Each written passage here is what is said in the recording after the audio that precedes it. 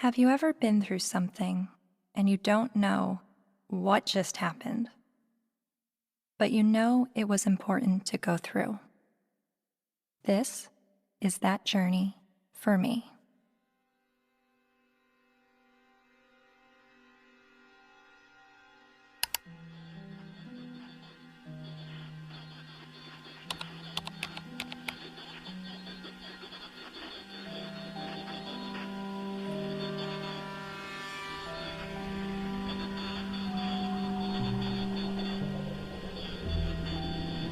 Misogynist rantings would be at home in the far-reaching internet subculture widely described as the men's rights movement, a toxic distillation of the worst aspects of American sexism. It's a universe of message boards where men get together to express their hatred towards women.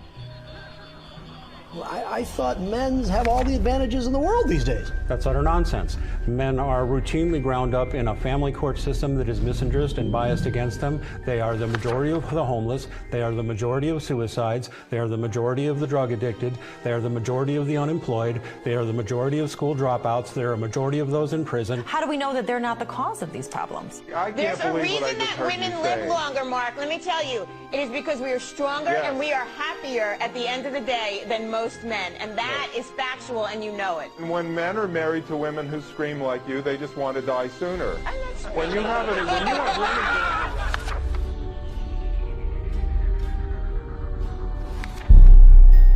A Voice for Men, an online hub for men's rights activists, and they were founded by a man named Paul Elam. It's a website called A Voice for Men that's run by a man named Paul Elam, which is male spelled backwards, but it is his real name, apparently. It's a gathering of women haters. The Southern Poverty Law Center has classified that group and men's rights groups as hate groups. He wrote a piece declaring the month of October to be Bash a Violent Bitch Month. I mean, literally to grab them by the hair and smack their face against the wall, he wrote.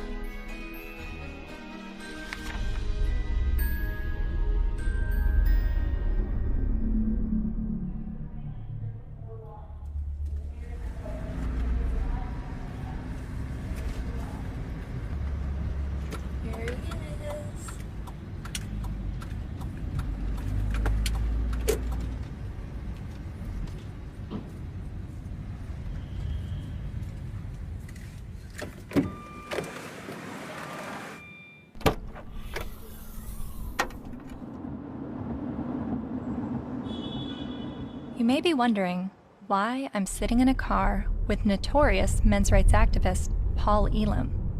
That's a valid question, and to answer it, I need to start at the beginning of how I became a feminist.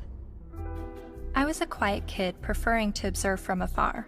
My mom put me in theater classes when I was 8 years old to break me out of my shell, and I loved it. So much, to the point that I decided to move to Hollywood when I was 18 years old to become an actress. What I wasn't prepared for was to be pigeonholed as the blonde who always died. Billy?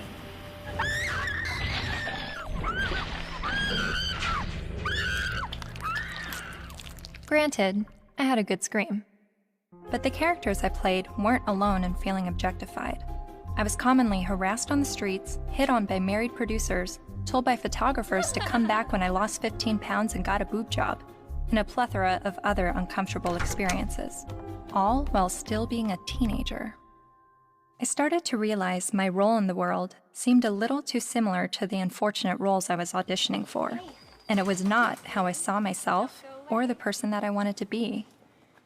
So, I quit acting and bought a video camera to tell the stories I wanted to tell. And now, I've been making documentary films since 2008 when I was 21 years old. Most of my work has been about women's issues and sexuality. I've covered a range of topics from the phenomenon of purity balls to reproductive rights, single motherhood, and LGBT rights. After releasing my film in 2012 about marriage equality, I was at a loss of what topic to explore next. And that's when two horrific stories broke the news. 2-star high school football players in Steubenville, Ohio, have been found guilty of raping a West Virginia teenager. The video shows the former Steubenville student callously joking about the incident. That's like rape. It is rape. Bro, they raped her. You know you do it? Bro. They raped her. This is the funniest thing I've ever seen.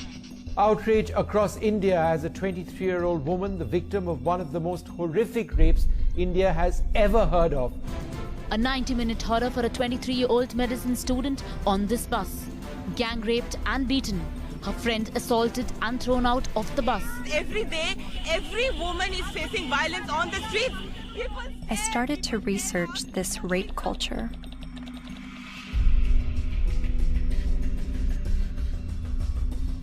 A website called A Voice for Men popped up.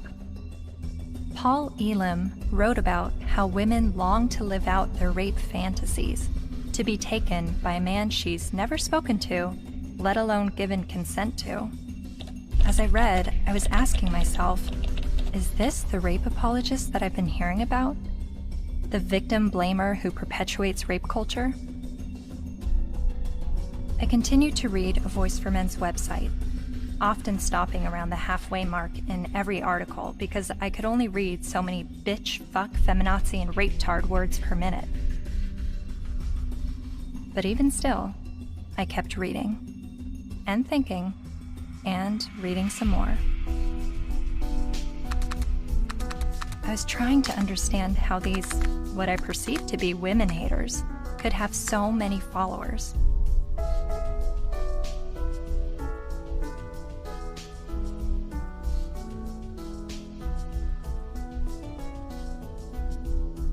So, I decided to meet these MRAs. The ones leading the movement, and some of their followers too.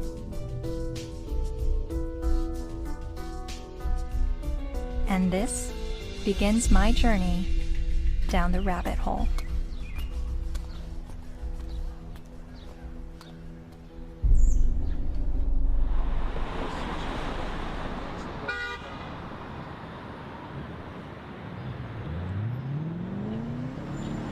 This, ladies and gentlemen, is an historic moment.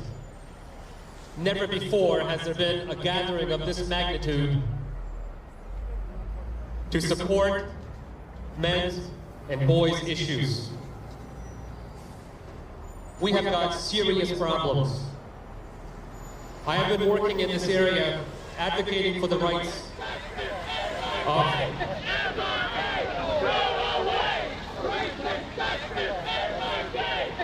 and here we go.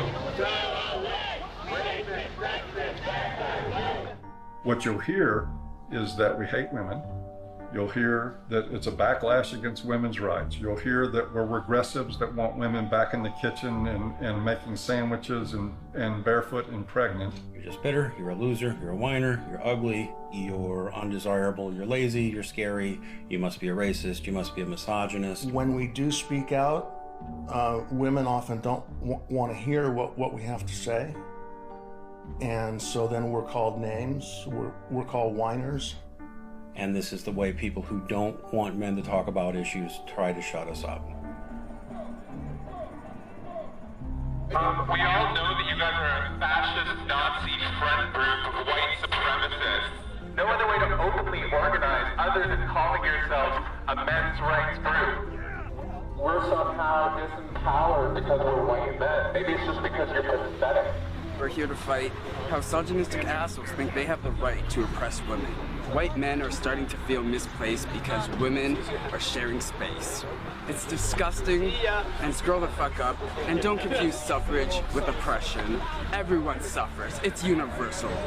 I am a man, and I need feminism. And it is crystal clear that the problems for men and boys are real. I would like to turn the microphone over to Paul Elam of A Voice for Men for some words.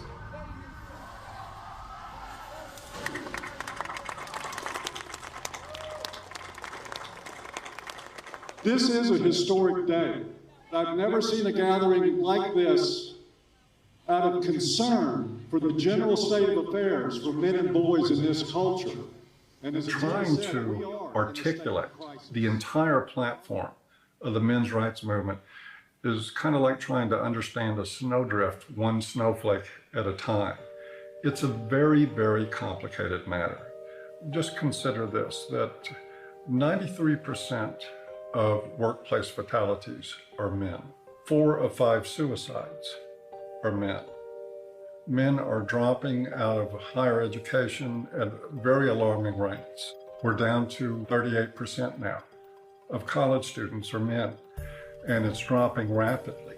Male suicide, male abuse, male unemployment, male homelessness, male failure in education, male health issues. We've got the paternity fraud issue, the wrongful paternity issue, a false allegation issue.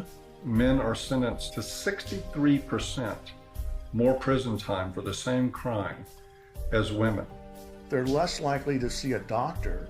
They're less likely to have health insurance. The family court system truly is biased against men. I mean, there's just no question about it. It's really the pro-choice for women only movement, because men, they're denying men any kind of choice once a child is conceived. Her body, her choice, right?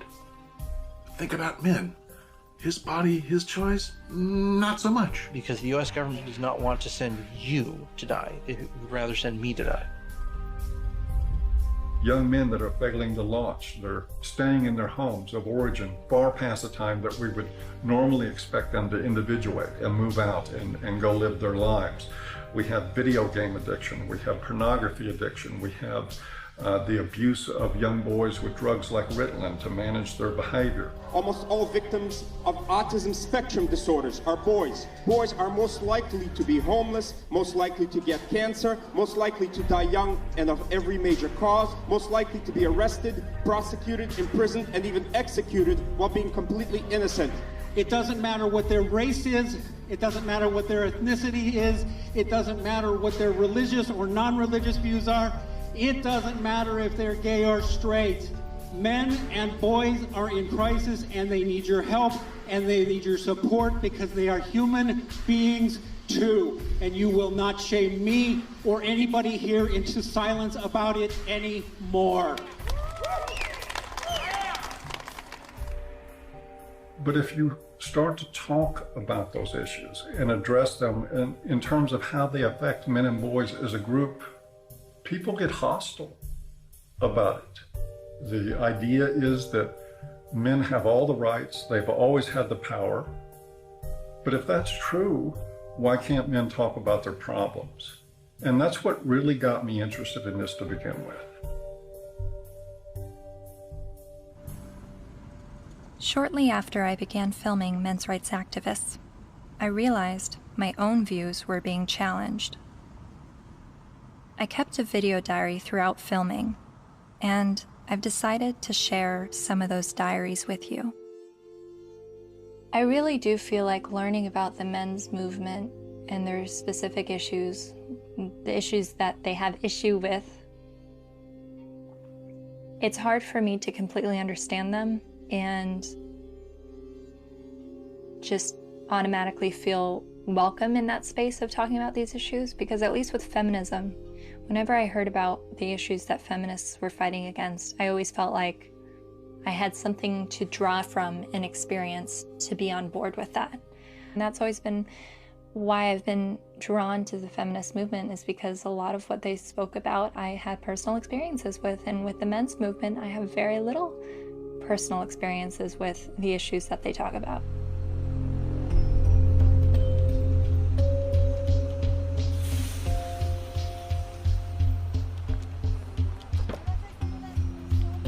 A cab driver who was driving a cab 70 hours a week was not saying, I am earning this money to have power over my wife. He was earning this money even though it took power away from his life. He was doing that so his child wouldn't have to drive that cab. The garbage collector does not get up at 3 or 4 in the morning in rain and sleet and snow and get out to do the garbage so he can have more power over his wife. That's power he's losing over his life in order to make his contribution, his sacrifice, his way of loving. And this has been translated into the culture of, you make more money than women do, you must therefore have more power. Meet Warren Farrell, best-selling author and self-styled social anthropologist, leading an assault on our traditional thinking about men. I asked my girlfriend at the time to buy me as a gift, I think it was for Christmas or for my birthday, Warren Farrell's book, The Myth of Male Power, which she did. And it just changed my whole life. And his premise was, while women are often seen as sex objects, men are often seen as success objects. And this resonated with me. He wrote this book that questioned our notions of power, of who had power and where it was. And it questioned the roles of men, but not the way feminists had always questioned gender roles. Every society that survived based on its ability to train its sons to be disposable. Disposable in war as warriors, disposable in work as firefighters, as workers on oil rigs and so on, coal miners, and indirectly, therefore, disposable as dads.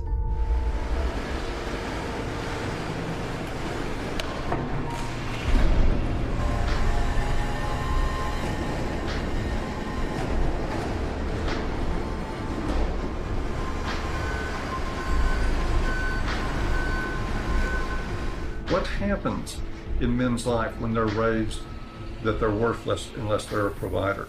That they must work, even if they have to take on extremely dangerous work, they must get this done or they're useless as men. That is very, very powerful stuff. See, feminism did see accurately that we value male work more than we value female work. But there's also the issue that we value female life more than we value male life.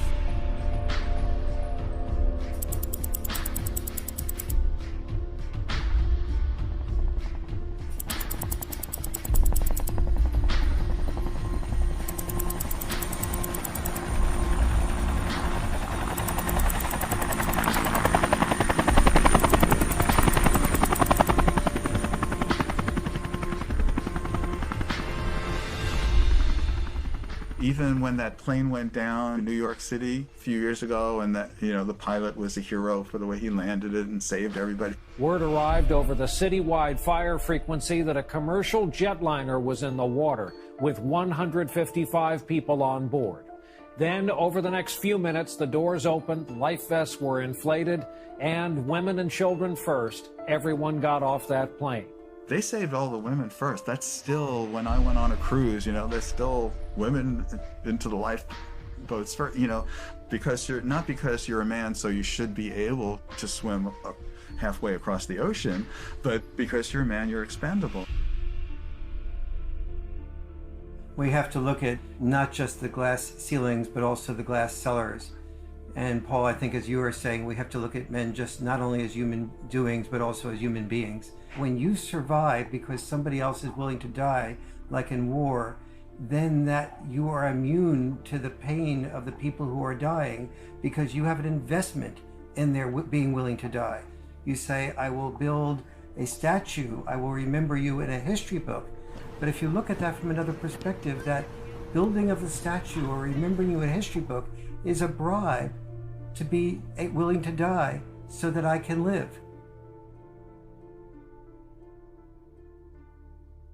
But both sexes, in the area where they are rejected, tend to turn what rejects them into an object. So the area where men... I'm watching this lecture that Warren Farrell's giving in the 90s. I see some women in the crowd and a lot of them have their hands folded, and there is a little bit of uncomfortableness by being a woman in a crowd of people while the speaker's talking about how men are oppressed and women have it so great. It kind of puts you on the defensive as a woman. And understanding that I feel that way makes me wonder, are men having their arms crossed, listening to a feminist speaker talk about how men have all the power and women are oppressed? Are men feeling like, what are you talking about? I don't have power and we have it pretty shitty on this side of the grass too?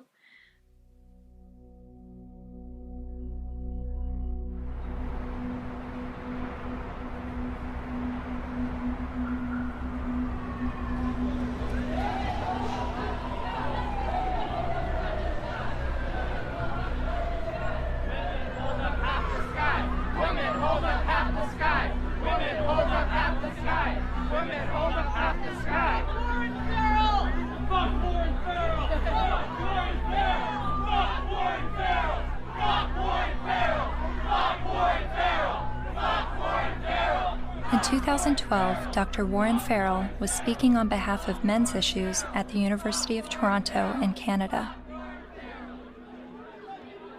A feminist group protested the event. Be fucking ashamed of yourself. You're fucking scum. You are fucking scum. Fucking rape apologist, incest supporting, woman hating, fucking scum. Is there someone else that can rape Fucking scum. Yeah, just another. I just want to listen to someone else's opinion. I'm not even on a side here. I just listen to as many people as I can. You know what though? Why would you pay money to fucking support a fucking rape apologist if you weren't fucking one? I never heard him say anything about it. Well, it's fucking scum. Who do you serve? Who do you protect? Who do you serve? Who do you protect? You're fucking scum. Fuck you. Raise your side of me. All cops are bastard. ACAB. Real fucking scum.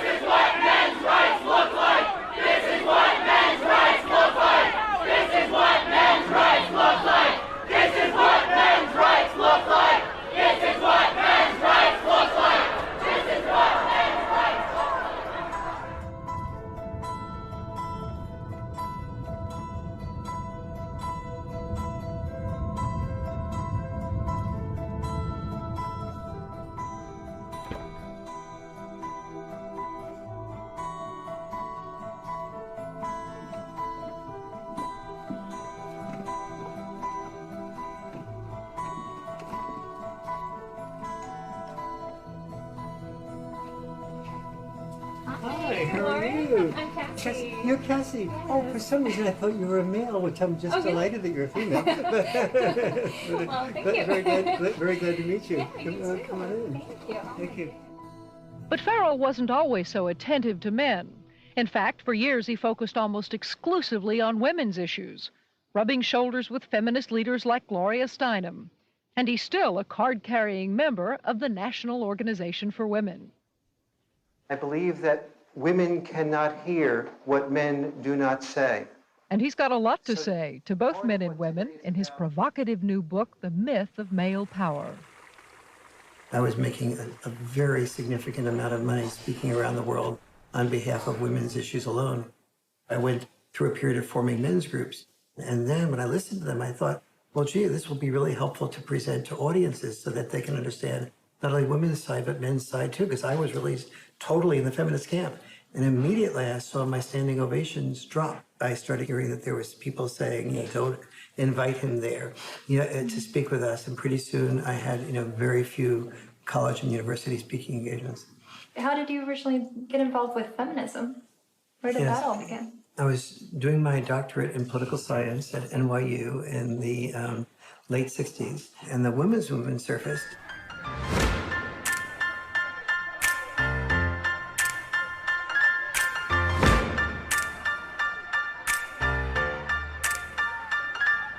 And I started to say, this is the most exciting thing I've ever heard, because I'd heard of civil rights, gay rights, But suddenly, women were saying, I don't want to be confined to just being a homemaker or a secretary. And so it's like, why shouldn't women be encouraged to do everything they possibly can do? And at that point in time, I saw a lot of women marrying men that they weren't completely in love with, but the man earned a fair amount. And so I thought, that's just a form of prostitution extended over a lifetime. How depressed that must make a woman. And it's not going to be good for a man either. He never knows whether he's loved for who he is or loved for what he has. And he's afraid to give up producing because he's afraid to lose love. And so women who were successful to me appeared to be women who would free men from having to be all, wrapped up in just being the only breadwinner and supporting 1, 2, 3, 4, 5 people, which, it's one thing to support yourself. When you're supporting 5 people, you don't have the freedom to question your boss because you're supporting 5 people. The first issue of feminism was to say, just because I'm a woman, maybe I don't want to spend my life raising children. Don't force me into that role against my will. So they looked at men and said, well, you're not forced to raise children. You don't have any issue. But for men, the traditional sex role was not raising children. For us, the traditional sex role was to be a provider, a protector, and to initiate relationships. Each of us has traditional sex roles. Don't force us to carry out those traditional sex roles. We have the same rules set up for men that they've always lived by, that you need to protect and provide at any cost. But we've changed everything where it concerns women. They now have access to everything men have always had access to education, to work, to whatever they want to do. But they're not the ones driving the semis. And they're not the ones in the coal mines. You don't hear the National Organization for Women complaining that there is just not enough female ditch diggers. It is still men carrying the lion's share for what it takes to operate and maintain this society. And it is still the expectation that if somebody's going to go down with the ship, it's going to be men.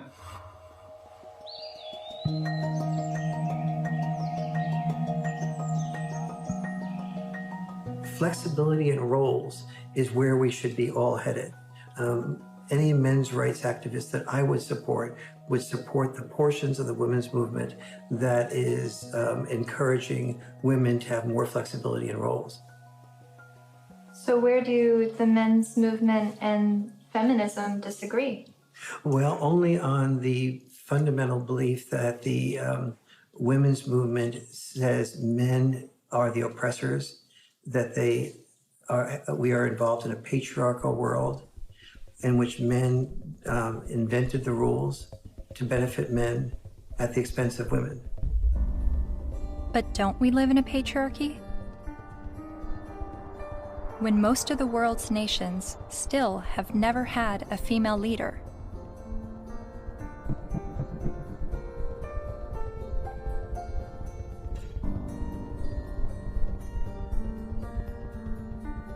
And less than 5% of CEOs of Fortune 500 companies are women.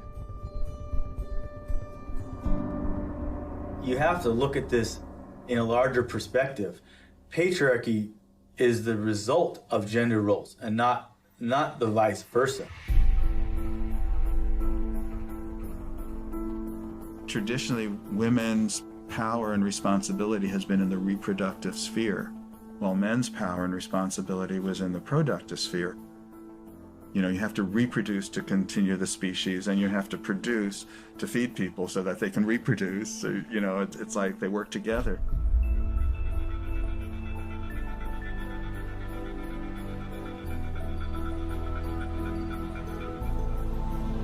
And most cultures divvied up roles because women were responsible for childbirth and were more likely to breastfeed. They're not more likely to, they did the breastfeeding. They tended to be involved in the role of raising children. Men tended to be involved in the role of raising money or making a killing of the animals or making a killing on Wall Street.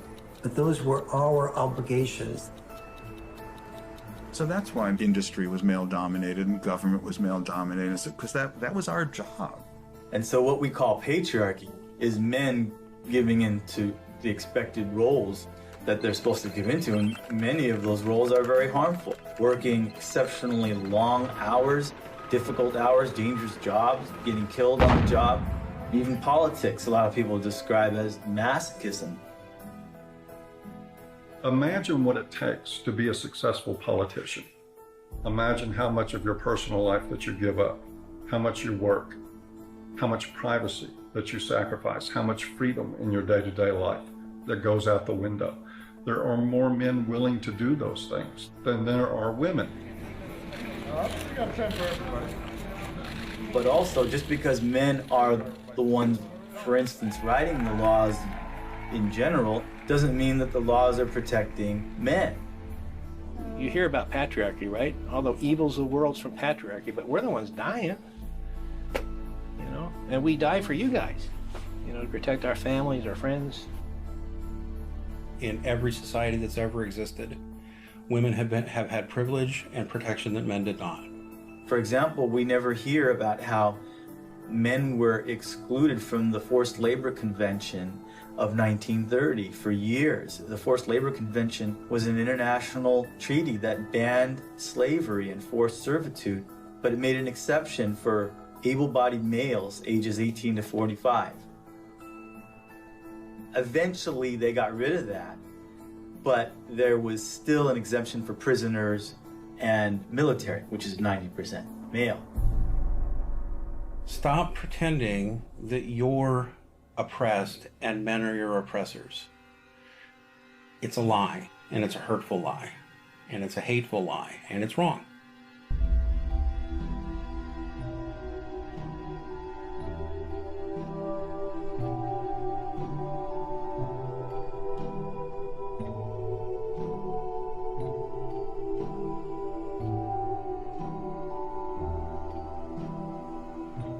You talk a lot about the red pill in A Voice for Men. What is the red pill? Oh, it's sort of a cultural slogan. It comes from the movie The Matrix, where the character Neo is given the choice between a red pill and a blue pill. You take the red pill, you stay in Wonderland, and I show you how deep the rabbit hole goes. And if he swallows the red pill, the scales will be peeled back from his eyes. He will see everything that he hasn't been able to see. And if he takes the blue pill, he'll just go back to sleep and live in his sort of unaware, semi-comatose state forever and probably be a lot happier. It's a pretty apt analogy. So what is the blue pill in this world? Well, the blue pill is the paradigm that most people live by, that men have all the power, that they've always had all the power, that domestic violence is a problem that's committed by men against women only, that sexual assaults are only committed by men against women, that women don't make the same money for the same work as men. Teach men not to rape. Only men can stop rape. Men commit domestic violence. We need to stop violence against women instead of just stopping violence. That is feminist training. The MRAs say that we live in a blue pill world where women are victims, men are perpetrators, and it's all a lie. And that we're brainwashed to believe this, and that it's not true, and that men are slaves in this world, and women are... I don't think women are necessarily the puppet masters, but I think they're saying that women have the easy way out, and men are, they're given medals and statues and written in the history books to justify them dying and being slaves to work or being used to progress societies.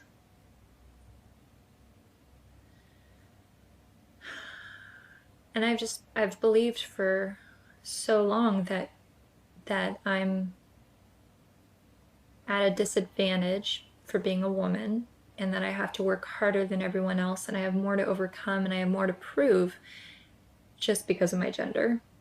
But the MRAs are saying that this is all a lie, and that guys are actually the ones that are disadvantaged and discriminated against. And actually, the more I learn from them, the more I think thank God I wasn't born a guy. Because I don't think that the expectations on men is good or healthy. I mean, they have so much pressure to succeed and to be strong and to stand up and protect others and to put their lives on the line. I don't think I would want that responsibility. But, you know, 50 years ago, no, I wouldn't have wanted to be a woman. But now, I mean, maybe just it's right now that the tides are changing and women are have the better deal. Well, no, I don't know.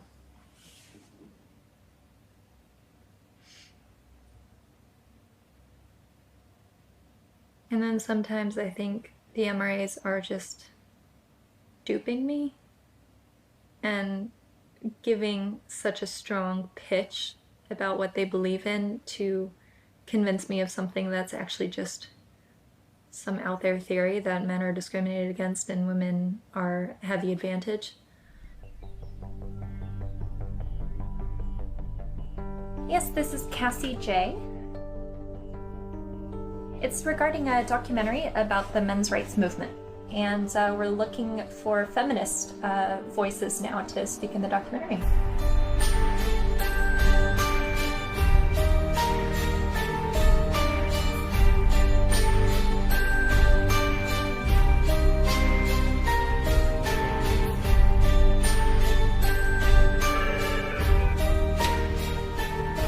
Feminist majority.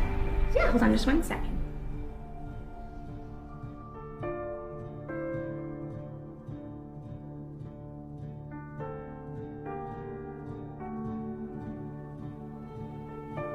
So I realized, okay, I need to bring some feminists into the mix, make sure that we have that side spoken for. I was researching rape culture, and so that's how I stumbled across a website called avoiceformen.com. So some of the people that we've already interviewed on the MRA side is Paul Elam with A Voice for Men. Yeah. Are you familiar with him? Oh, I'm familiar with them. I've never met him. Yeah. Obviously, they've spent a significant amount of time and energy denouncing me, so I figured I might as well have a look at what they say. Yeah, really, the men's rights movement is part of the backlash. The backlash? To feminism. The men's rights movement really got going as women began to make gains, and some men have felt threatened by the opportunities that have been opened up to women. And I don't know if it's because some of them feel threatened that they now have to compete with a lot more people for their jobs. They now can't get into the best schools if a woman or a girl has better grades. Think about it. Grandfather's generation probably had it pretty well, right? All of his needs, his shirts were ironed, all of that was always taken care of. Well, you know, grow up. Realize the world has changed. And as much as the MRAs would like things to go back to the way they were, and use the argument that women have an advantage now, no person looking at the data can possibly say women have an advantage. We're just beginning to get a level playing field here. It's not tilted in our favor, I can tell you that. And they know it. They know it. But it's the constant distortion of the data. It's the spinning of a situation to make it look like women are somehow getting ahead, getting an advantage they don't deserve. It's part of the backlash. Political organizing comes from a feeling of victimization, which is why the men's rights movement makes that claim that men are the victims of discrimination. But it doesn't have much traction because, you know, you look around and it's hard to see it. We don't have movements called, you know, straight liberation. You know, the question I would pose rhetorically is the men's rights movement really the gender version of the white nationalist movement? Because there are plenty of white people who say that they are the victims of reverse discrimination. So of course it's not going to have very much traction. You can't really organize the people who are superordinate.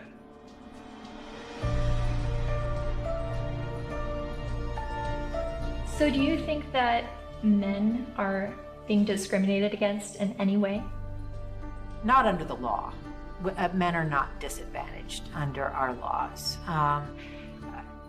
Or in the business world, as a class, men are not underrepresented on corporate boards or at the top of the Fortune 1000 companies. In the corporate world, in the business world, in a lot of parts of academia, in the military, in the sports world, still pretty much a male-dominated world, and where a lot of the privileges and power and status accrue to men. Men are advantaged over women, no question. No one can debate that, not with a serious, not in any seriousness.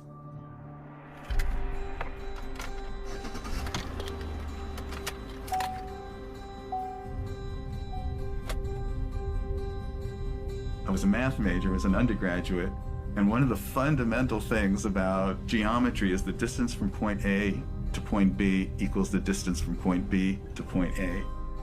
And if women are so different from men that men can't understand the female experience, we need to listen to women to describe it, then the male experience is so different from the female experience that you can't understand it. You need to listen to us.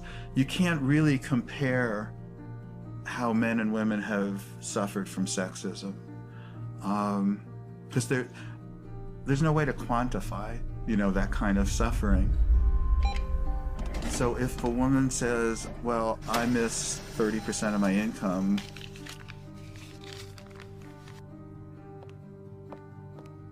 more than you miss 6 years of life, there's no way to quantify that.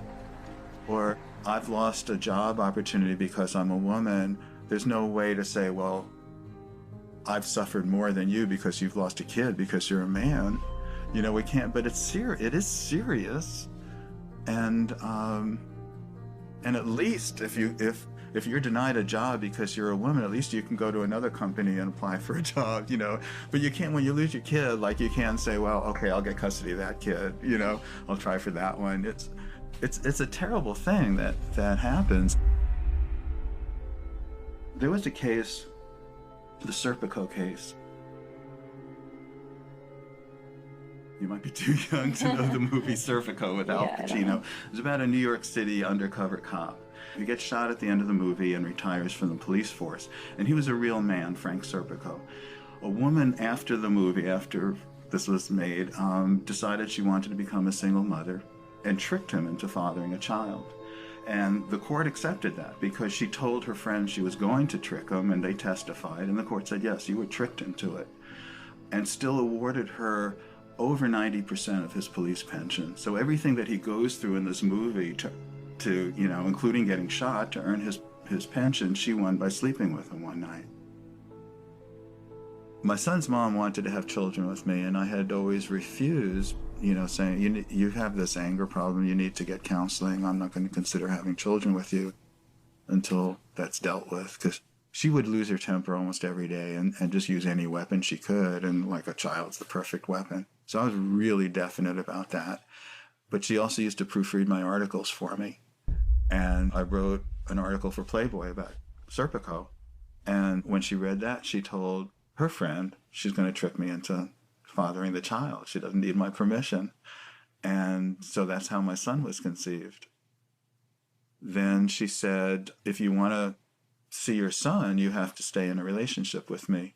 But if you break up with me, I know all the things that a woman can do to a man. She read all my articles. She saw my talk shows.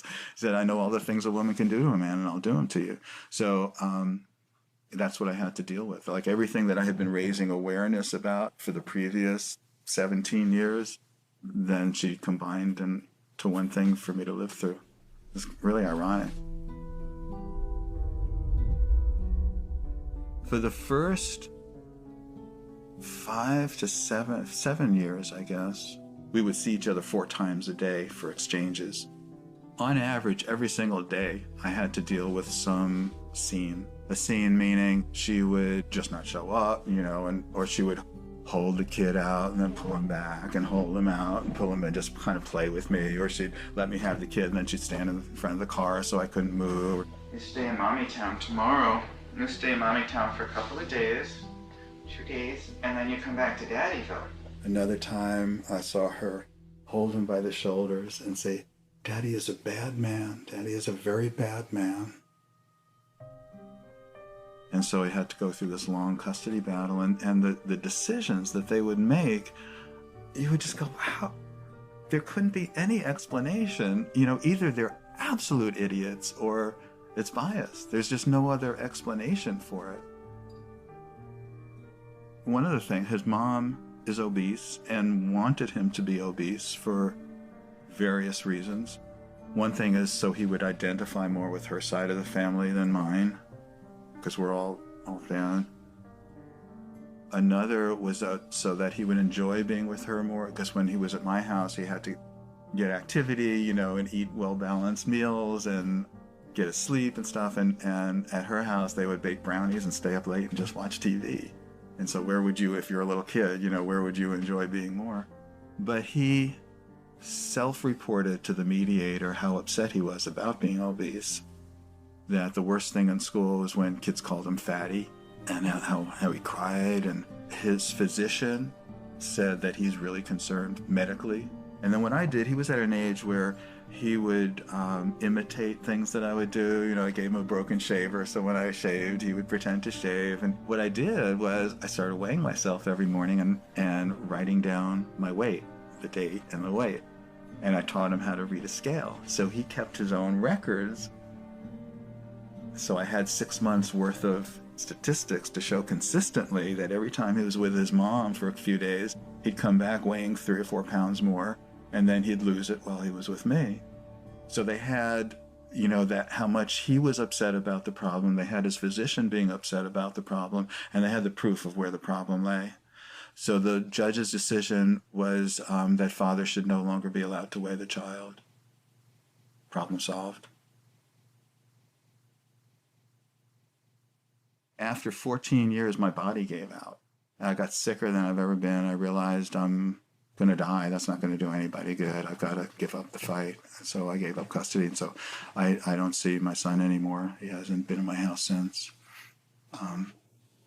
So I did lose him. Just like a dream.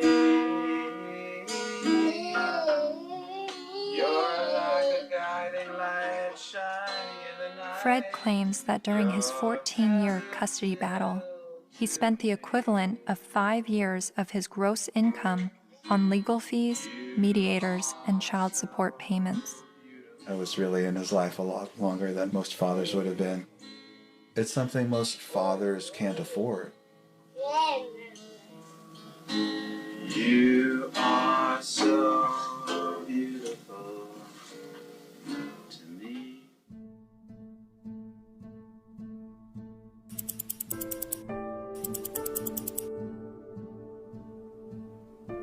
We generally know that fathers don't get as good a deal in family court, and we don't really complain about it until it happens to us. And even then, a lot of men don't. Many men's rights activists come into being men's rights activists as a result of getting a divorce, wanting to be equally involved with the children, and realizing that women have the right to children and men have to fight for children. When your family courts run on the supposition that mothers are more fit to be custodial parents and that fathers are more fit to provide a check every month and to become what we like to call Uncle Daddy, where they visit their children.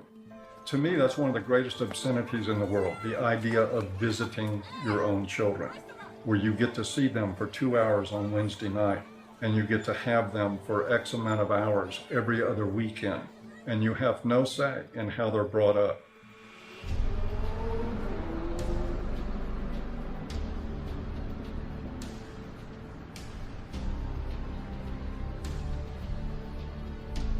You know, I can't tell you how many men have been in this office, in that chair, in tears because they can't see their kids.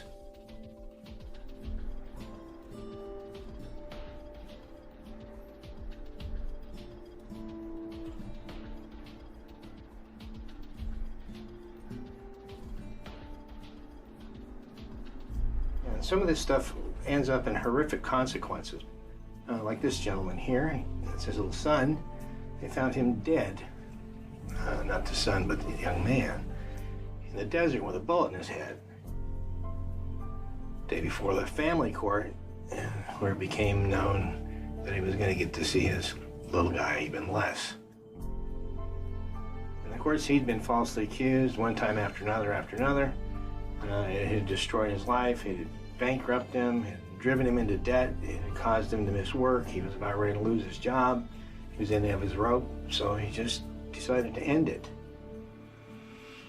The unfairness in the family courts, the unfairness in the way child support is so often structured, it's commonplace and it's everywhere. And the more you start to become conscious of it, the more you realize that it's there.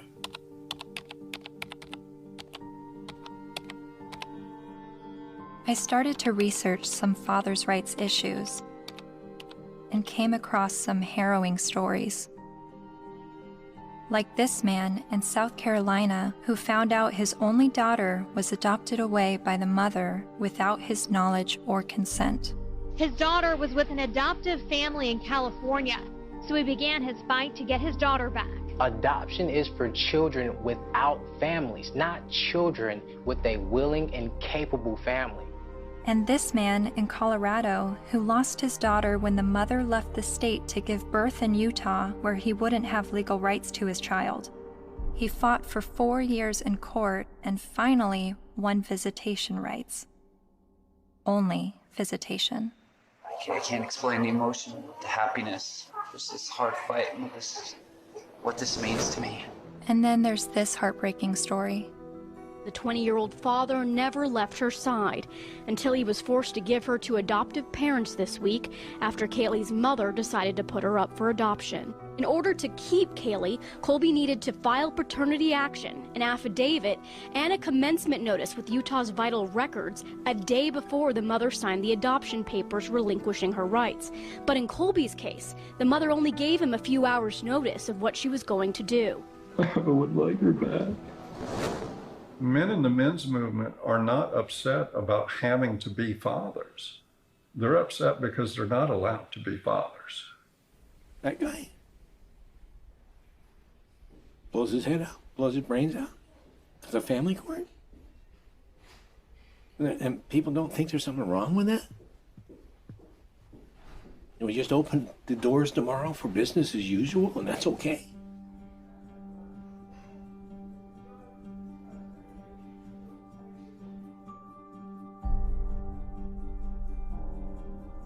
I've always thought of feminism as being the fight for gender equality. And yet, I've never heard about fathers' rights and the injustices going on in family court. Why is this? I decided to ask gender studies professor Michael Mesner. Well, I'll just say I don't think it's, I don't think that a lot of their assumptions are correct to start with. There's no doubt that there have been some men who get just screwed by court decisions and custody cases. But I think when you look at the broader patterns, it's still the case that in intact heterosexual families with kids, women are still doing the vast majority of the housework and childcare, and there's a lot of sort of father absence, lack of participation by fathers, some of whom I think then after divorce happens end up suddenly wanting equality, as fathers when they haven't really been participating equally as fathers before. So to me, it always kind of swings back to the feminist perspective of how we need to push for full equality across the board, including before divorces. If we have that, then we might expect more symmetry after divorces happening. The more I researched fathers' rights, the more I realized how deep this rabbit hole goes. Not only in the amount of issues, but also in the vast array of perspectives on these issues. I decided to create a flowchart of what I thought fathers' options might be following a surprise pregnancy. I then put a green line for the paths that I thought would be good turnouts for the father, and I put red lines for the paths that seemed to not be good for the father. Then I created a flowchart for women's options, and did the same with green and red lines. And as I stepped back, I saw all the red lines for the women's options if she does not want the child. But something dawned on me. Of every path the biological father could go down, he's at the mercy of the woman's sole discretion. Although women have very difficult choices to make, she at least has the choice. But for biological fathers, they have no say over their parental destiny.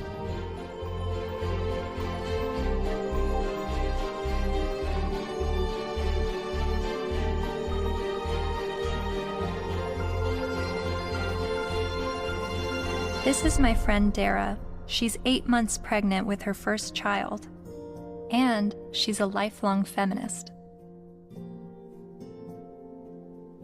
It seems from MRIs, from what I've read, that women seem to have more reproductive rights than men do. I don't know what to say, like, we carry children, they're never gonna carry children. It's just a different thing. So I guess, as much as possible, take the steps to prevent yourself being in that situation. It's just, I don't know what to say. There's no, there's nothing like a woman, you know, women have been blamed for, and still are, for, you know, unwanted pregnancies, choosing to have an abortion, not choosing to have an abortion, choosing to put their child up for adoption, when, you know, the burden lies on a single mother. If the man leaves, there's really, you know, societally, she's lambasted. So there's a lot of things that women deal with in that regard that men don't actually deal with. So I can have compassion for their situation, but I don't know that it's going to change in the way they want it to, because it's biology, you know? So if you're going to be having sex that could result in pregnancy, and you haven't had this conversation with the woman that you're having sex with, you better have it. You better have it fast. That's when the man has the ability to make decisions, either not to engage in sex or to use condoms and to use other forms of contraception. So that's where his role comes in. Once he's impregnated her, she's the one now faced with continuing a pregnancy, faced with the health risks that accompany pregnancy. So his rights have to be exercised early. But once she's pregnant, all decisions must be hers, because ultimately she is the most impacted. There's just no question. And she ultimately has the responsibility for that child.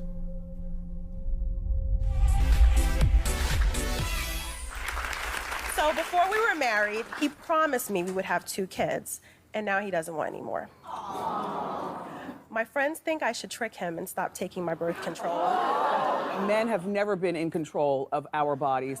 We're the ones in control. Clap if you think that she should trick him. My people. Up next, everybody. So it sounds like men's reproductive rights are limited to the choice of whether or not to have sex and the choice of whether or not to use protection. But what if he's tricked into fatherhood? Or what if he's not even the father? What does paternity fraud look like? It's ugly. It's extraordinarily ugly. And we have to distinguish between paternity fraud and wrongful paternity. What's the difference? Wrongful paternity can be innocent. Okay, we went to a party. I had sex with 6 guys. I think it was when I was hanging out the window I got pregnant, but I wasn't sure. But, you know, if anybody knows that guy's name, would you please have him call me? And then she names one of the other guys, and he didn't have sex with her. It wasn't malicious. It wasn't intentional. She wasn't trying to harm anybody. She was just trying to figure out who it was. Wrongful paternity. More often, and less facetiously, okay, I'm married, I had an affair. Obviously here, there's all sorts of problems because there are more victims than the person who's named as dear old dad, who may be the wrong one. there's everybody involved in the family, like a situation in Texas where the family had 5 little towhead kids, all guys, all little blondos. And all of a sudden, one day, one of the little blondo kids gets in trouble, has to go to the hospital. They can't get a hold of mom. They get a hold of dad. Dad rushes to the hospital, needs to give blood. Whoops. Can't do it. Wrong blood. What? All the kids look alike. Turns out it was the guy down the street. You've heard of this case? No, it's a real case. So what happens to this family? Can you fathom what happens to this family? How do you think the kids feel when they find out dear old dad isn't dear old dad and it's the guy down the street? How do you think dad feels that these 5 little boys that he still loves dearly, when he finds out they're not his bio children, but he still can't tear away because he loves them. He's devoted himself to these. How do you think he feels? I mean, it's horrific. Horrific. That's not wrongful, that's deliberate. So that's paternity fraud. That's paternity fraud. She knew who the father was and lied about it. Paul was right when he said, trying to understand the men's rights movement is like trying to understand a snowdrift, one snowflake at a time. There are unique fathers' rights issues that vary between unmarried, married, and divorced dads. But there are also men's rights issues for non-biological fathers. Like this man who is facing jail time for failure to pay child support for a child that DNA tests prove isn't his. Carnell Alexander still owes more than $30,000 to the state for a child that's not his because the mom wrote his name down because she needed to name someone in order to get welfare benefits. And I had to put him down as the father. That was the only way I can get the system. I'm almost homeless. I'm almost in jail. I'm out of work. My money is being threatened to be taken. He says the law needs to be changed, so when this happens, as it often does, other men don't become dad by default.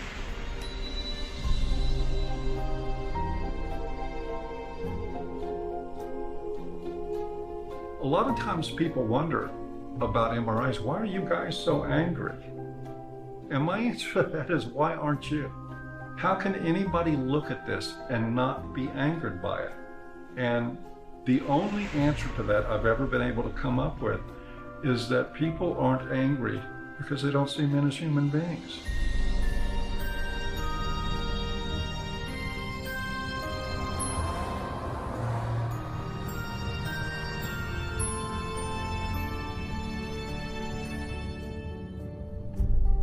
I continued traveling North America, meeting MRAs from all walks of life, hearing their personal stories, their red pill moments. I met a young man who was sexually abused when he was 16 years old while living at a residential home for people with developmental disabilities. She's the only woman I've done anything ever with, partly because it just messed me up so much. She continues working there. She hit me in the face. She actually hit me throughout the house, chasing me throughout the house. When I reported my domestic assault to the police officers, I did not at all bring up the fact that I was sexually assaulted, because if he wasn't going to believe that I was a victim of domestic violence, there was no way he was going to believe that I was going to be a victim of sexual assault. I met the Honey Badgers, women who are men's rights advocates.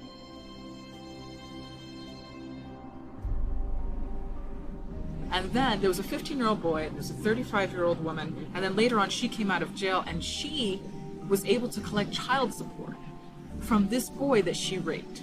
Yeah. After getting out of jail. So there's lack of fairness for men in the court systems. When police officers would show up to domestic violence case, there was often men were just taken away without asking what even happened. It's just presumed that men are the criminals. I was assaulted several times, you know, and I never got any help. I went to the police still bleeding a couple of times. And one police officer said, I'll never forget this. He said, if she starts hitting you again, you better get out of there fast, because if she just breaks a fingernail trying to hit you, we'll arrest you. I mean, I can't tell you at this point how many guys I've talked to who are like, yeah, you know, she stabbed me and they put me in jail. Not only are there endless studies that show women are just as violent as men are, when I would talk about it, invariably, men would start coming out of the woodwork with stories. Stories they were afraid to tell, stories that they got laughed at for, stories that they got blamed for. It's hideous. This is not flattering to men, to talk about men's vulnerabilities. No. To talk about the ways that they are not strong and that they are, well, weak. And to be honest about it, it's not flattering. A solution for both genders is that we need to be able to recognize how men are vulnerable, and we need to be able to recognize how women are actors. Because we have a huge blind spot, especially when women do bad things.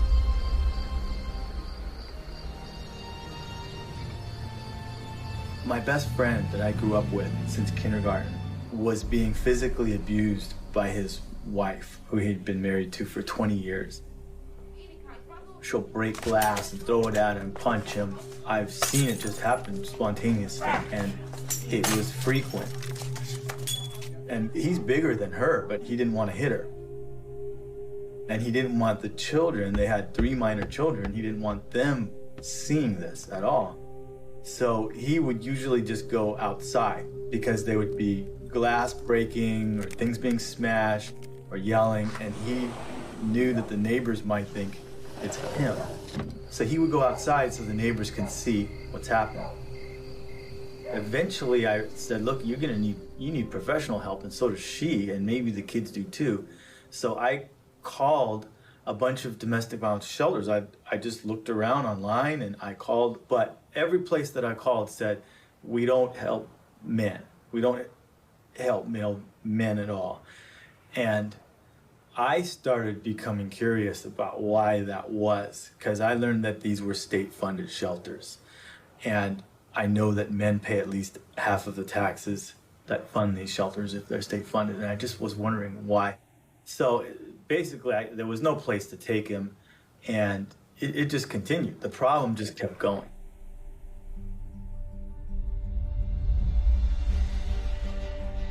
In the United States, there are over 2,000 domestic violence shelters. All of them serve female victims, and nearly all of them turn away male victims. In fact, as of 2016, there's only a single domestic violence shelter for men. My initial reaction was that there needed to be thousands more women's shelters because that many more women are being battered. But as it turns out, 1 in 3 women and 1 in 4 men will be victims of physical violence by an intimate partner in their lifetime. Sure, there's a slight majority of female victims, but how can that excuse denying men help?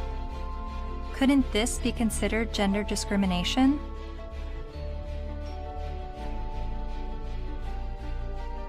Think of it this way. Roughly 78% of all suicides are men. If suicide prevention services only served men, wouldn't we see the gender discrimination immediately? If there are over 2,000 women's shelters that turn away men, and only 1 shelter for men, obviously the resources don't match the need. How are you involved in the men's rights movement? Well, from the very beginning, when I first opened the Refuge, which was in 1971 in Chiswick in London, almost as soon as I took the women in, I got a house for men. A Voice for Men's editor-at-large, Erin Pizzey, founded the first ever women's shelter in 1971, and she is widely revered in the men's rights community. Because you see, what I knew from the beginning, most domestic violence is consensual. Both are involved. Sometimes one's the perpetrator, the other plays the victim, then it crosses over. It's not as though it's just all men or all women. It's both. And occasionally innocent victims, very innocent. Battered children grow up to batter, that's what I learned. Whether it be a man or a woman. And I now know that if a woman comes in with a history of violence in her own childhood, the chances are she will be probably violent to her children, and she will want to live on this knife edge of crisis and danger. I haven't been allowed to speak, that's the difficulty.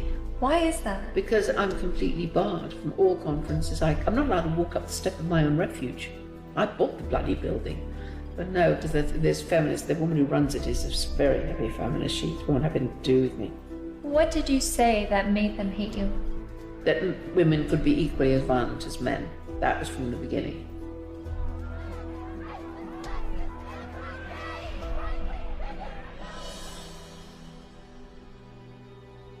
Erin Pizzey says that 62 of the first 100 women to enter her refuge were just as violent as the men they left, and violent towards their children. But there's levels of violence, isn't there? I deny the fact that I'm violent. Well, I'm violent. So I'm very violent. Well, verbally and I could quite easily hit somebody. Very, very easily. And I've had an argument. But the feminists I've met have an entirely different take on domestic violence.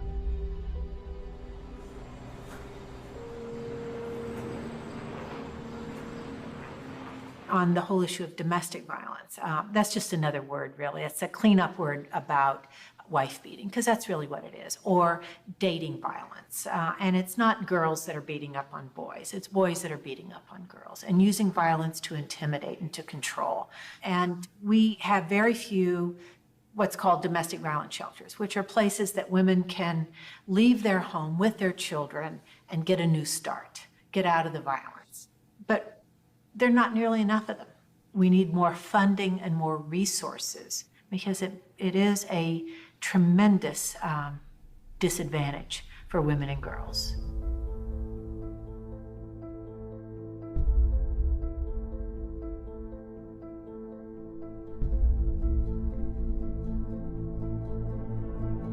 In 2014, the CDC released a report revealing that over 5.4 million men and 4.7 million women had been victims of intimate partner physical violence within the previous 12 months. But then why does the media paint domestic violence as a women's issue? The World Health Organization says 1 in 3 women are abused by their partner. 1 in 3 American women experiences domestic violence or stalking at some point in her life. And when it was addressed as a men's issue, the speaker's point was that it's a men's issue because men are the problem. I'm going to share with you a paradigm-shifting perspective on the issues of gender violence. I don't see these as women's issues that some good men help out with. In fact, I'm going to argue that these are men's issues.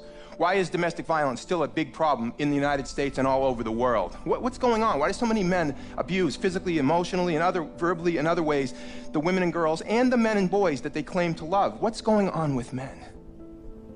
Let's grant every single empirical case as being true. Yes, it is true. Let's just say, it is not true, but let's just assume that there is gender symmetry in domestic violence, that women hit men as much as men hit women. If I were to say that, I would say, and therefore we need boatloads more funding for domestic violence, to develop shelters and adequate interventions, because there's this hidden epidemic of men who are being beaten up by women. Or I could say, as the men's rights movement do, therefore we shouldn't have these shelters and we shouldn't fund them because the women are all lying. Well, it seems to me that if you really believe in gender symmetry, it's not that you want to, you're not questioning the number of women. You're just saying the number of men in society. You would want to join with women who are anti-violence to say, we have a real problem here. It's not even a gender problem. It's a problem of women hitting men and men hitting women. We've got to get boatloads more funding. Let's work together. That seems the logical response to this. But instead they're saying it's like a zero-sum game. If we fund the women, then we're going to ignore the men. Well, we're not going to ignore the women because we all agree that the levels are as high as we say. But it does sound like a zero-sum game when only women are receiving services in domestic violence situations. And of all the men's rights activists I've met, none of them question the number of female victims, but they are calling attention to the high number of male victims that are being dismissed. So why aren't men's rights activists and feminists working together? Michael Kimmel briefly said something that made me wonder. He said it would no longer be a gender problem if both men and women were equally victims of domestic violence. Is that why the number of male victims are never addressed? To me, it's been fraud for all these years. Why is it we have this enormously powerful feminist movement and virtually nothing for men? Originally, it was capitalism was the big enemy in the 60s and 70s. And it was the radical feminists in America. They moved the goalposts. They said, no, it's no longer capitalism is the enemy. The enemy is patriarchy, or men.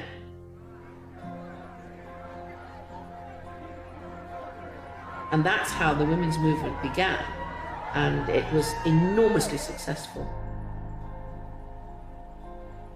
The new mood in the refuges was going to be that no men could work in refuges and can't today. They can't sit on the boards. And boys over 9 or possibly 12 can't go into refuges, or you call them shelters. Their mothers have to make other arrangements for them, which I find shocking. And it ring-fenced money.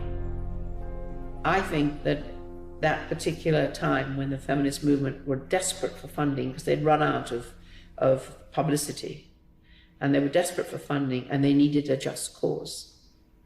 And unfortunately, it fell into their laps. It's an enormous industry. I mean, violence against women, they get something like, well, it's $1 billion and over a year. And an awful lot of that goes on really supposedly rehabilitating men, but essentially punishing them with something that's called the Duluth model. Duluth Power and Control Wheel. You guys know about that? No. I'll give you a copy. In 1977, I think, a bunch of crazy women up in Duluth, Minnesota figured out they had the solution to domestic violence, and it was all about patriarchy and all about men. And it's the Duluth Power and Control Wheel, because men are all about power and control. Of course, not you ladies. You guys, you don't control anything. You have no power. You're just sweet and innocent little things. Okay. So this power and control wheel is divided up in all these things, you know, about who does this and who does that and blah, blah, blah. Of course, it's all men.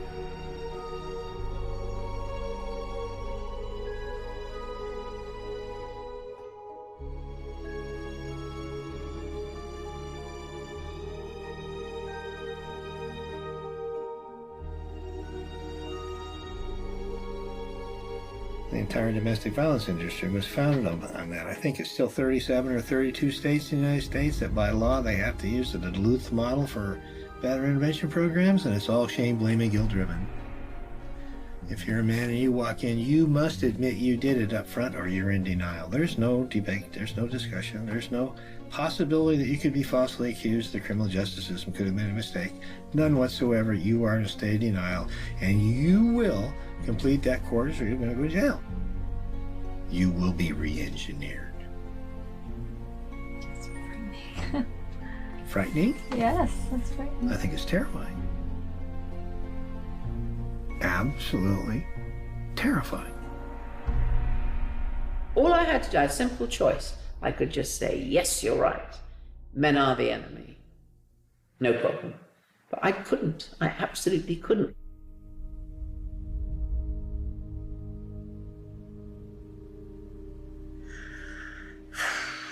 Just getting overwhelmed. Because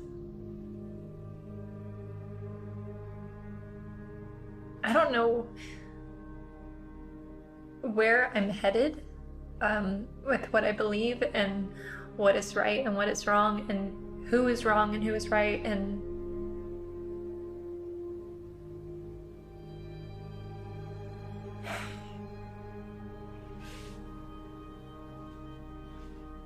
the truth is somewhere in the middle, and that's why I'm feeling frustrated, because I don't know where the truth is, and I don't know.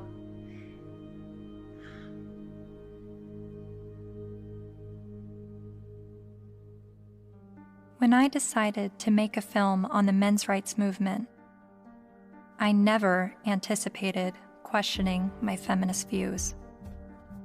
But the more MRAs I met, the more I felt compelled to remind myself why I was a feminist. I signed up for a women's group. Welcome to our Women on Your Power workshop. Only 4% of the Fortune 500 companies are led by women. Women only hold about 14% of corporate executive positions and less than 20% of our governmental positions. I made video diaries complaining about how I had to change what I wore to walk alone at night, how much time it took me to get ready for work, all the housekeeping that was on my shoulders. In comparison to other gender issues, these videos seem trivial, but I made them nonetheless. I attended women's rights rallies. No to violence. That's what we are here for, to say no more to violence in any form, especially against women and girls. I repeated women's issues in my head like a broken record.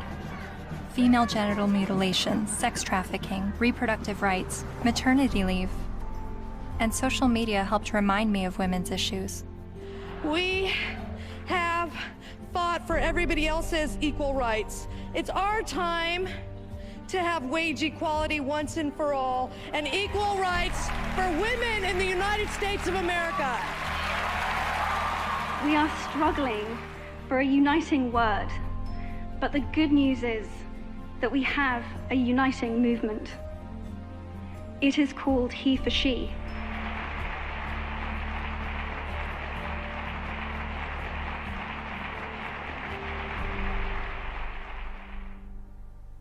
Whenever I hear the MRA's point of view about how difficult it is for them, I immediately go to, well, what about us? What is it like for us? And then I get on the defensive and want to make sure that women's struggles are also heard. And I don't know if that's necessary, because the MRAs are saying that the feminist perspective is the mainstream perspective. But even when I hear their issues, I still want to speak up for the women, because I feel like, I don't know why I feel like talking about one gender's issues now neglects the other. And I guess that's what MRAs have been dealing with, is always hearing about women's issues and feeling like their issues are neglected. But whenever I hear them talk about men's issues, I feel like I need to stand up for women and say, this is what we're dealing with, an equal opposite.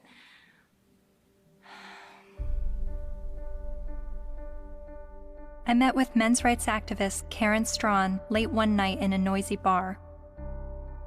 She became well known for her YouTube videos talking about male disposability and other men's rights issues. And she's a honey badger. Part of what I do and what I research and what I think about is the reason psychologically why feminism seems to be such a comfortable, warm blanket emotionally for so many people, men and women alike. And it's so comfortable that it will make them not see things that are right in front of their face. Look at Boko Haram.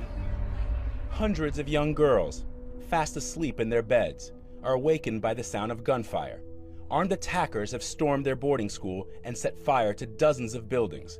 Nearly 300 of them are dragged from their dorm, loaded onto trucks, and carried away deep into the forest. From New York to London rallied yesterday demanding that the terrorist group Boko Haram bring back our girls. It just gets to the core of you, This unconscionable act was committed by a terrorist group determined to keep these girls from getting an education. And what happened in Nigeria was not an isolated incident. It is a story we see every day as girls around the world risk their lives to pursue their ambitions. I mean, you must have heard about that, right? That's being spun as a fundamentalist Islamic group that is so determined to be misogynistic and oppress girls that they want to deny girls an education. But they are not against girls being educated. They're against anybody getting a Western, secular, or Christian education. The initial attacks, and there were several of them, there were over 100 men killed and 1 woman killed. And the victims were described as people, right, or villagers. And in the previous attacks on the schools, they actually let the girls go. They separated out the boys and girls, and they let the girls go, and they told them, go home, get married, renounce your sins, and live a righteous life under Allah, right? And then they burned the boys alive. There was literally no outrage, right? It was barely reported on. It was one of those things, there was no opinion pieces on it, no nothing, right? Until the girls were kidnapped. And look at it this way, because we played right into their hands, because they want attention, right? And they weren't getting any attention from the Western media when they were just slaughtering boys, right? They want attention. And what do? They kidnap girls and sell them into marriage or slavery, right?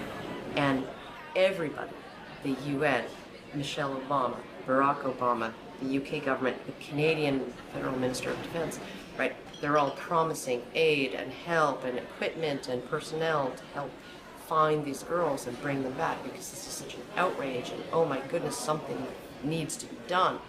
Well, maybe if, like last year, maybe if we did something then, all of these girls would be safe in their dorms right now, right? But we didn't. And the reason why they kidnapped those girls is because we didn't do anything. We didn't pay attention. And they want attention, right? And they know that attacking girls or women is going to get them attention. What are we going to do? Start a campaign, bring back our boys. Oh wait, they're dead. Never mind, right? The men, the people in Boko Haram, they're chivalrous. If those girls were boys, they wouldn't be getting education. They'd be dead. They wouldn't be sold into slavery with the hope of escape. They'd be dead. Boko Haram has been fighting for Islamic rule in Nigeria since 2002. Its members have killed hundreds of people.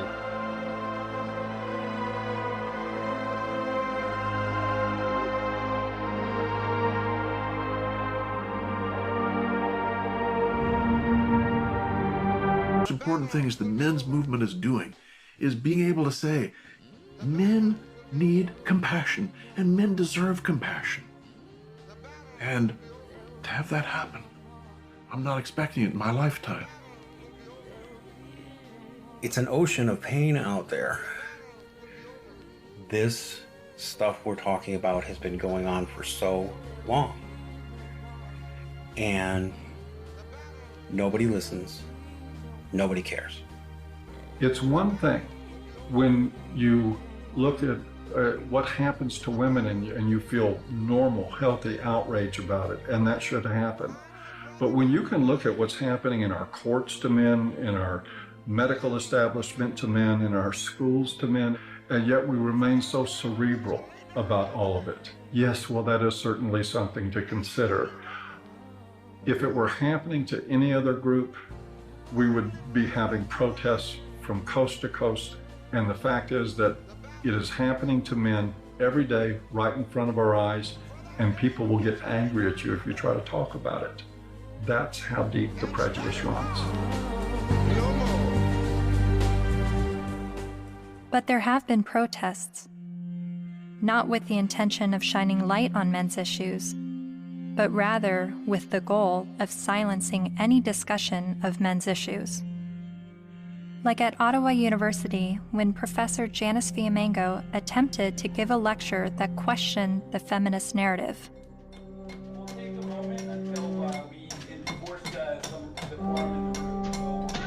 So you think this is a victory? Yeah, why are you so frightened of hearing an opinion different from your own? Then there was the first International Conference on Men's Issues in Michigan, where even Ms. Magazine urged its readers to protest the conference in hopes of shutting it down.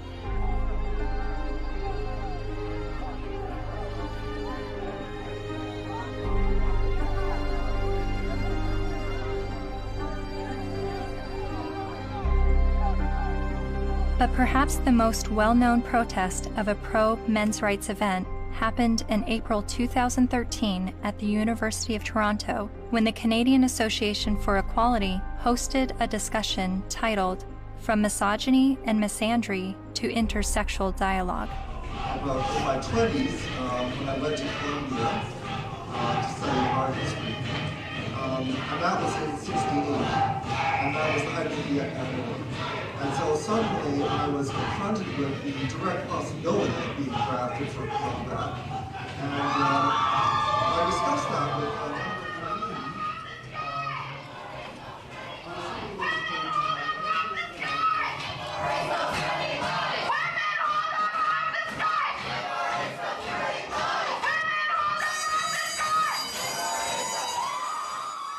a feminist group protesting the event illegally pulled the fire alarm and successfully shut down the event.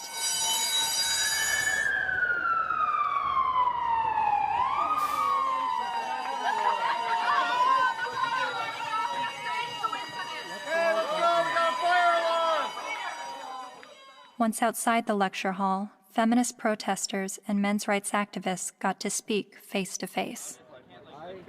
So, number one, shut the fuck up for a second.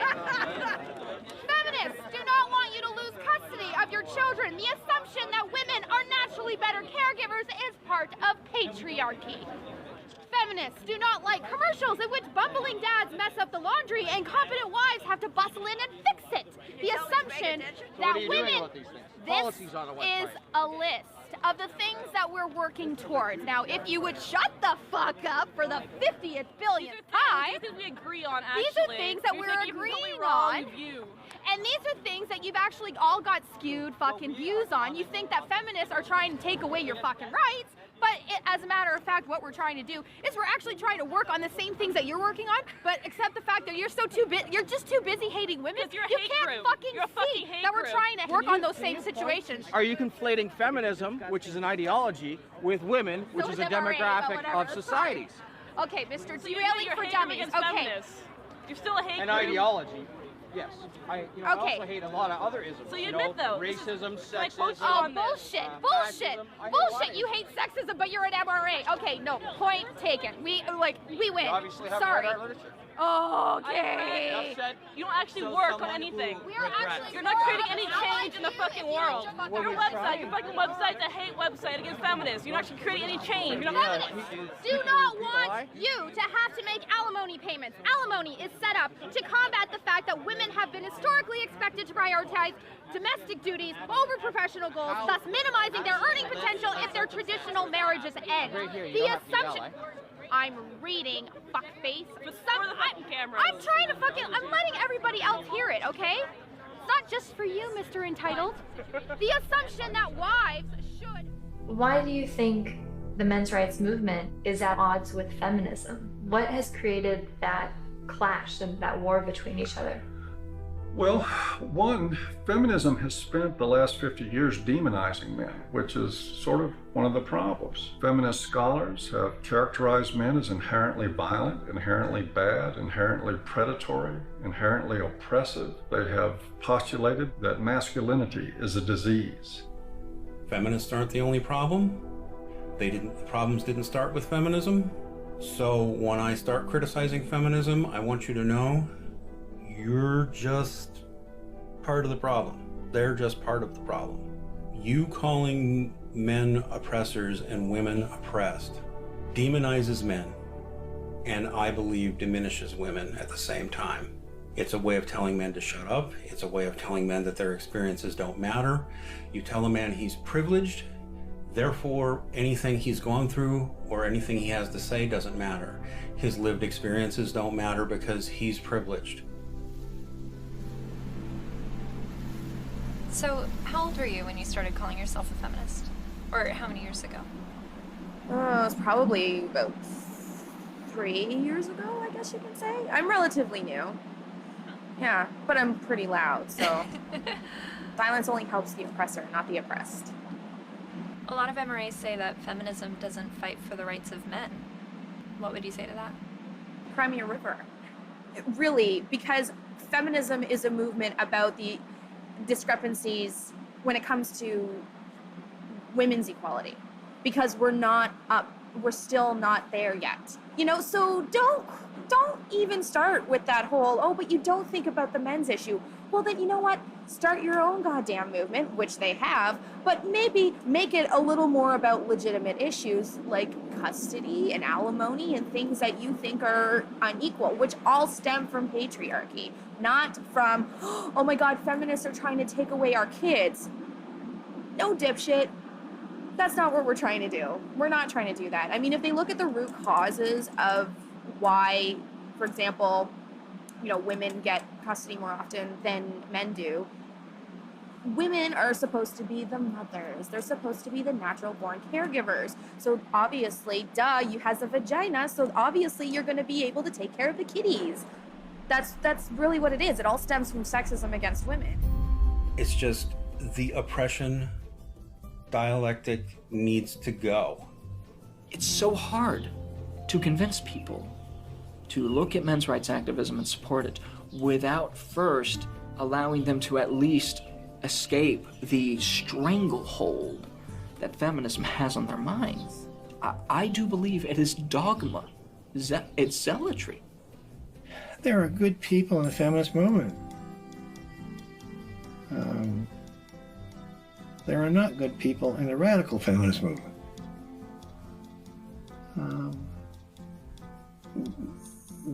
That system is based on hate. And hate is, in my opinion, hate's the most destructive force in the world. They're so quick to call us man-haters or misandrists. Misandry for men? No. Like, they're so quick to say that when all we're doing is talking about, like, patriarchal societies and structures that we want to dismantle. Nothing against men in particular, but just saying, hey, this is the system that we live in, and this puts men above women, and it's not necessarily their fault, but hey, recognize what's happening here, and let's work together to dismantle it. The omnipotent, ever-present patriarchy, the invisible force that directs all of our lives, right? And causes all oppression and all suffering, right? Our devil. And the beautiful, wonderful force for justice, feminism, the way. It's the way. It sounds like religion. It sounds like religion. And oh my goodness, for a movement that's only about equality and isn't blaming of men. They name the force for evil after men and the force for justice after women. And this being a movement is very, very, very concerned about the implications of language. So concerned that if you call a firefighter a fireman, it will discourage little girls from aspiring to be firefighters. And sometimes discourage grown women from aspiring to be firefighters, right? By calling them firemen. But we can call the force for all oppression, we can call that essentially men. Patriarchy, right? And we can call the force for good and justice women. And that kind of language, that has no implications. We're not blaming men. We just named everything bad after them. They're really angry, and they're angry at women, they're angry at feminist women, but yes, men have gotten a crappy deal. But it's not the fault of women or gay people. When feminism says that they have no part in any of this, I think they're not being honest about it. I don't blame feminism for all of it, but I think they've had a role in it. They've written laws that discriminate against men. They fought to protect those laws, particularly in domestic violence areas. And for many, many years, second wave feminism would go through the statutes and change everything that was gender specific to something gender neutral, unless it was something that benefited women, like the domestic violence laws. They didn't change those. Other types of areas like fathers in prison, there's statutes that specifically give mothers certain benefits that fathers in prison don't have. And I challenged that as well legally, but we didn't win on that one. When I wanted to get a commission on men, like the county has a commission on women, the feminists fought that tooth and nail. When Prop 209 was before the California voters, which was to end affirmative action, every feminist organization opposed it. Every time men's rights groups try to pass joint custody legislation, feminist groups fight them. They fought us on paternity fraud. The biggest opposition that I have faced has been from the radical feminists that said, we don't want truth to be the standard, because if we did, they wouldn't oppose automatic DNA testing at birth. And in countries like France, they're saying, well, DNA should mean do not ask. Because it's now illegal to even get a test, and if you get a test without the mother's permission, you will be criminally prosecuted. In Sweden, they tried to create a man tax. In India, the men's rights movement is trying to get the rape laws to include male victims, and the feminist groups apparently are fighting that. I'm not saying all feminists are this way, but I think the ones who are affecting public policy, who have the lobbying power, I think they are. If you just look at their actions, they don't want equality for women. They want special privileges for women and girls. And even though they know in a lot of areas men do not have equality, they are silent. The commandant of the Marine Corps said that he thinks, and I quote, all eligible and qualified men and women should register for the draft, talking about selective service. Do you think women should also have to register for selective service like men? I have to think about whether I think it's necessary to go as far as our military officers are recommending. The idea of having everybody register concerns me a little bit unless we have a better idea of where that's going to come out.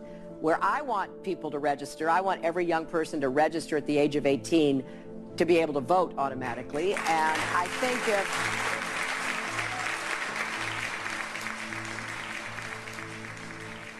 what's the motivation? People don't ask, what's the motivation? Do we need a men's rights movement? No, we need common sense. You know, but if there's going to be this women's movement, and this is the movement that's going to do all these things, then maybe we need a counterbalance. Something called a men's rights movement or a men's movement. But I hate to see either one of them. I think it's a shame. I think it's destructive.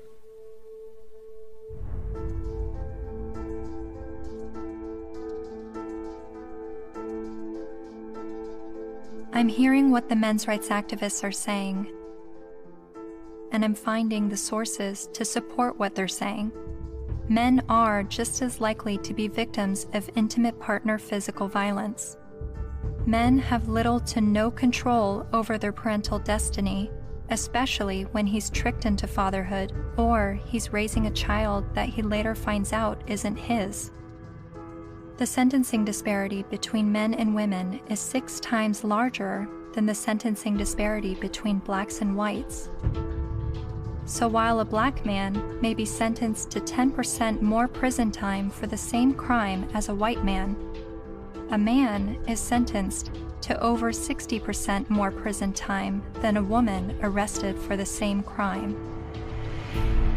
Boys are falling behind in education. They are enrolling at lower rates and earning less college degrees.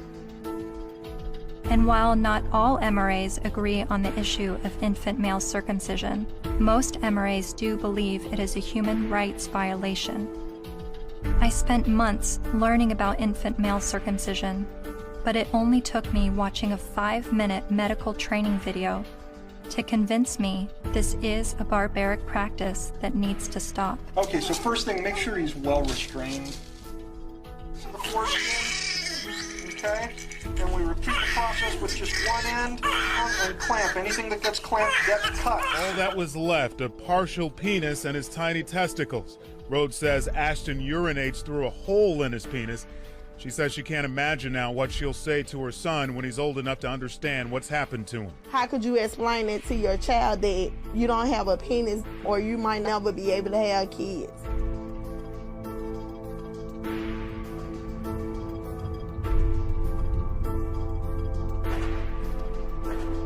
Yes, men are the majority of workplace deaths and injuries, war deaths, suicides.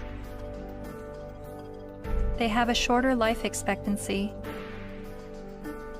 Warren Farrell makes the argument that prostate cancer and breast cancer mortality rates are similar, but funding disproportionately supports breast cancer research and awareness over prostate cancer.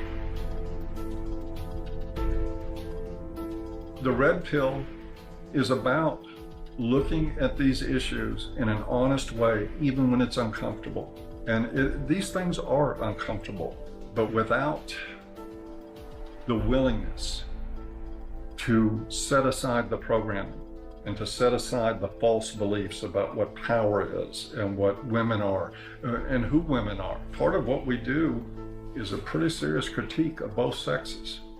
It's brutal, but critiquing the sexes is a real valuable thing. Feminists don't want you to do it though, unless you're portraying women as victim and men as perpetrator.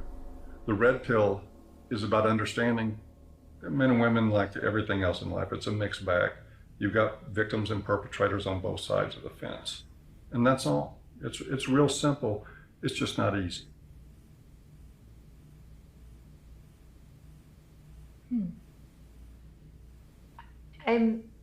I think I agree with everything you said, but there's still some kind of unsettling doubt, and I don't know where that's coming from.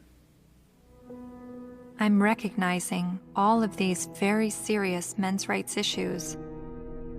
But what I don't understand is how I could be agreeing with men's rights activists. Is this the same misogynist hate group I originally discovered online? The Southern Poverty Law Center has classified that group and men's rights groups as hate groups. I looked into what I was hearing from feminists and the mass media about the men's rights movement. I've read a lot and I've heard a lot that the men's rights movement has been labeled a hate group by the Southern Poverty Law Center. Is that correct? That's not quite true. No, they got it wrong. No, this was somehow written up on some kind of anti-men's rights websites as us having listed them as hate groups and so on, and we didn't do.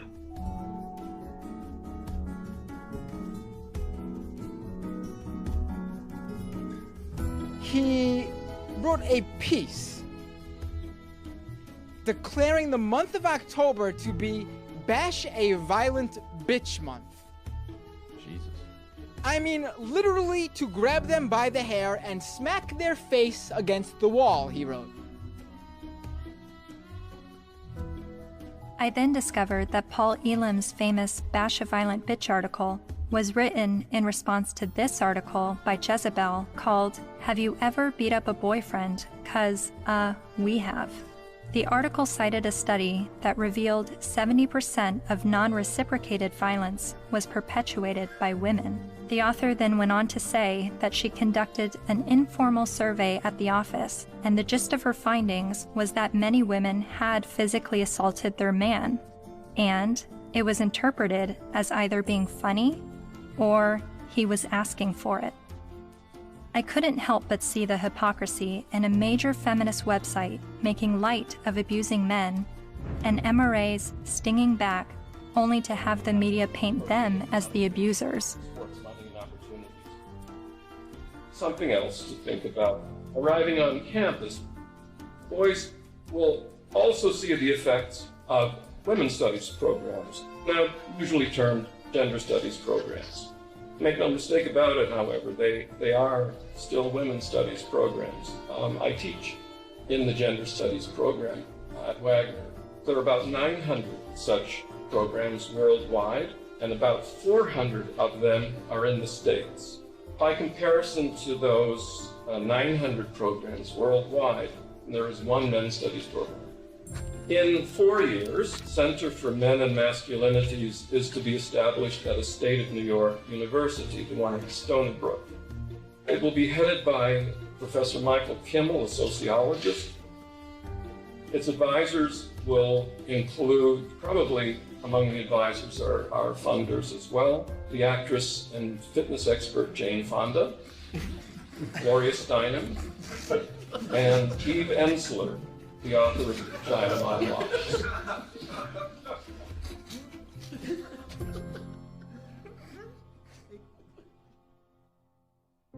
After my year of filming men's rights activists and feminists, my descent into the rabbit hole was not slowing down.